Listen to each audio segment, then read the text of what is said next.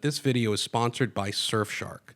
Surfshark is a VPN that allows you to see content which may otherwise be censored. You can get Surfshark on unlimited devices, 24/7 report, Netflix libraries from 30 different libraries, ad blockers, and so much more. But most importantly, you are supporting freedom. So I highly recommend you sign up to Surfshark below, 81% off if you sign up today. Go do it and keep your internet free. Once the stuff of dystopian sci-fi novels, facial recognition technology is becoming increasingly common around the world. And while most of us now expect such technology to be used in places like China, where it has been rolled out to catch everyone from political dissidents to jaywalkers, worrying reports this week revealed that it has been tested in Canada with little to no public disclosure by the government. But how worried should we be? Is this technology here to stay, and what, if anything, can we do about it?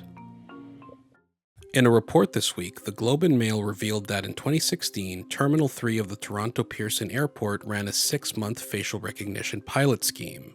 Working with a company called Phase 4 Systems, they installed 31 cameras around Terminal 3 that would secretly scan people's faces and search them against the database of 5,000 previously deported people.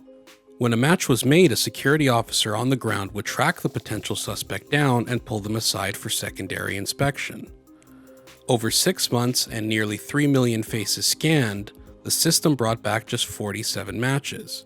It is unclear if any of these matches led to subsequent deportations. While many of us are now used to the heavy-handed and invasive airport security in the post-9/11 world, critics of the scheme note that not only were passengers in the airport not made aware of the technology, there had been no wide public disclosure nor debate about the implementation of such a scheme. Furthermore, the technology hadn't been used to apprehend potential terrorists or dangerous criminals, but for reasons pertaining to immigration. The accuracy of the technology is also in doubt, with other critics raising the alarm about racial biases inherent in the system, with apprehended suspects also having no way to know or challenge the fact that they had been caught by this secretive technology. When asked, Robert Bell, CEO of Phase 4 Systems, disclosed that there had been other agencies in Canada that had piloted a similar scheme, though he did not reveal where.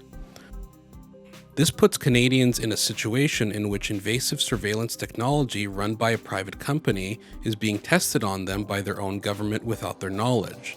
But how worried should we be? In the Western world, the technology is not exclusive to airports. In the United Kingdom, home of George Orwell himself, Metropolitan Police used facial recognition vans to scan citizens in the city centres such as London and Cardiff. Alarmingly, not only did they make arrests, but also apprehended and handed out fines to anyone who covered their face while they were near the van. Furthermore, China stands as a grave example of the end game of such technology.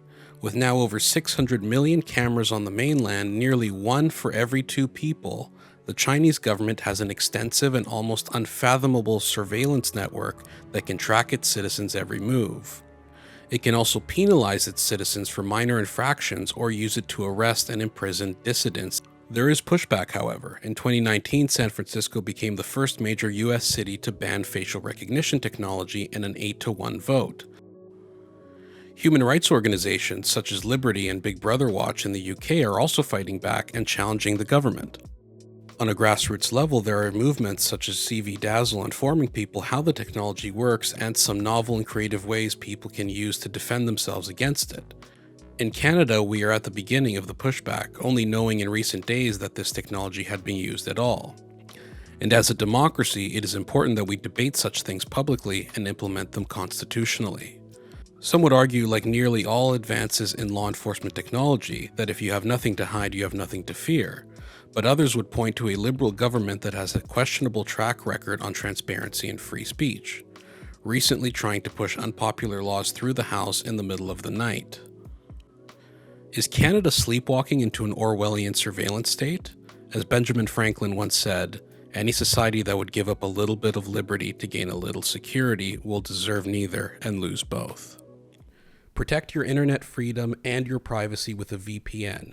Click the link down below for 80% off Surfshark.